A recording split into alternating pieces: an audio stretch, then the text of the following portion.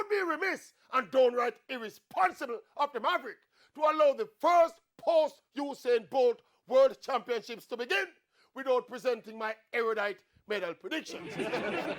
So as eagerly anticipated and as promised, here we go, starting with the projected relay medals for Jamaica. The men's 4x4 will win bronze, women's 4x4, bronze, and the women's 4x1, silver. Now for the individual men's medals. We have Omar McLeod for gold in the sprint hurdles and Frederick Dakers for silver in the discus.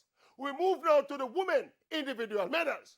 We have Shelley and Elaine for gold and silver in the 100, and then Elaine and Shelley, gold and silver in the 200.